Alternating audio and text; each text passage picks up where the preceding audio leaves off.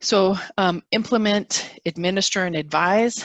This particular portion of the standard requires that we prepare reports that communicate, and this is important, valid and comprehensive recommendations that are based on analysis and interpretation of data.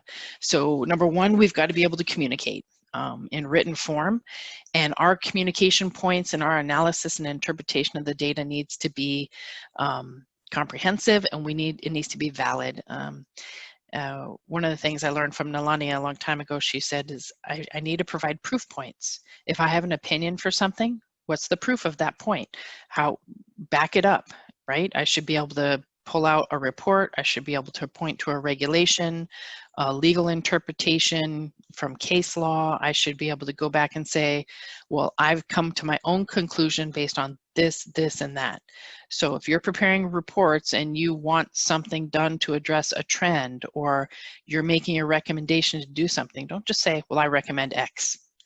You know, think about it from the person who's receiving this report. Think about it from their perspective. What encourages them to want to listen to you? If I just said, well, I just think that's how it should be. I mean, I'm probably not going to get the support that I want, and then I'm frustrated and disappointed. Instead of me preparing my report in a way that communicates valid, comprehensive recommendations that address all issues within the system of the organization, and I can show the pros and cons and that the benefits outweigh the negatives, or I could even show a return on investment, right? What have I analyzed? What have I done my homework and research on? And am I interpreting the data the right way and communicating that the right way? The other thing is using written and graphic materials. So this could be making presentations or other communications to recommend, here's the hazard controls we want to put in place, or here's a policy or procedure. And I want to say this, you know, all too often, and I found this throughout my whole career too, and I'm trying so hard to pivot or shift this direction, is that, you know, I would just be the one, I'm the safety manager or vice president or director, whatever your title is, and I think we need this new policy, so here's your new policy, everybody follow it, okay?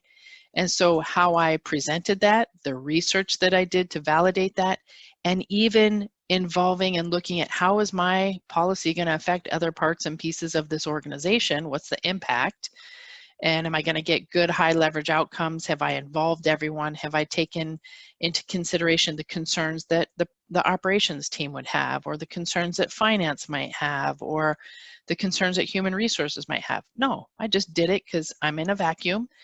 We need this policy, and so here you go, here's how you're going to do it. It's really important that if you're putting out these hazard controls and policies and procedures, that you involve the decision-making personnel. I call it key influencers.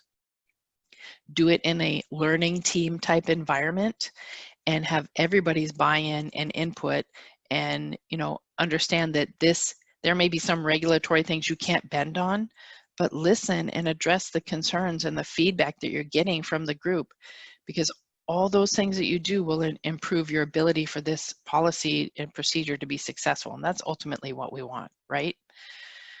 So the other elements that we do, we direct or assist in planning and developing educational and training in hazard recognition and control. And gosh, I could talk about this one bullet point all day. Don't worry, I won't.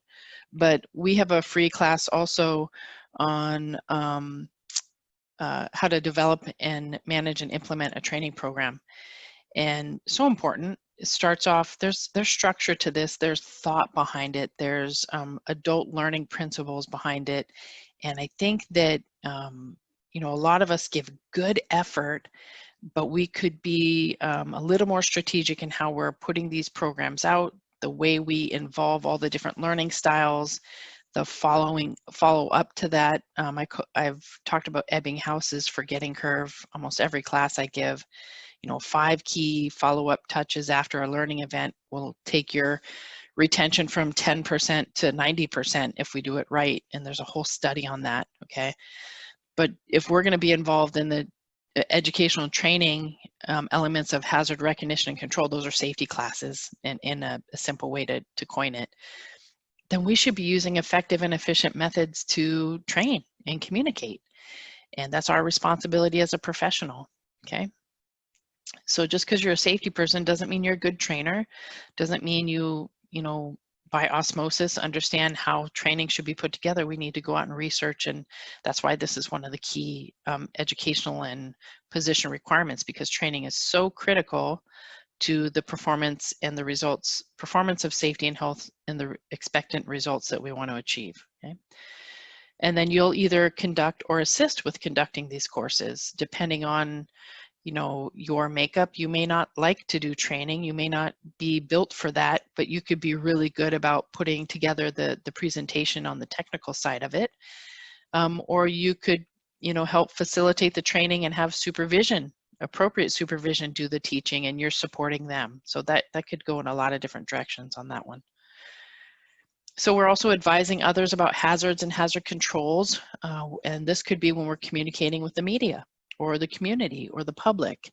How do you explain to the public, let's say you're doing a roadway job, how do you explain to them in a way that's effective on how important it is for them to stay out of our work zones, but also to be assured that the work that's taking place is safe and done in a manner that's safe for them, right? And how do you take and communicate in clear, concise manner, there's been a crisis? What are you doing to control that crisis and how you're handling it, right? So you may be advising others on who are going to be your spokesperson or others who are speaking to the media. I also add to this one, within your safety management system, it's so important that safety interface with marketing. I can't tell you how many times, in fact, I just recently looked at a website for a really great company, but what they had on their website had, I counted at least 7 safety violations on one page. And so I just, being who I am, I just said, well, hey, I wanted to point out some things that I saw on your website. It's a great web page, by the way. I think your company is awesome. And maybe this isn't reflecting the message and sending the message you are thinking about. And so how is your company in their public involvement and their marketing materials, making sure that your pictures accurately represent what you say your commitments are, right? If I have this website talking about how we're safe and we do all these things, but I have safety violations on every picture, then that's probably not going to match up well, right? And then the next bullet point here is managing and implementing hazard controls and programs within the skill set of the safety professional. And so stay in your sandbox.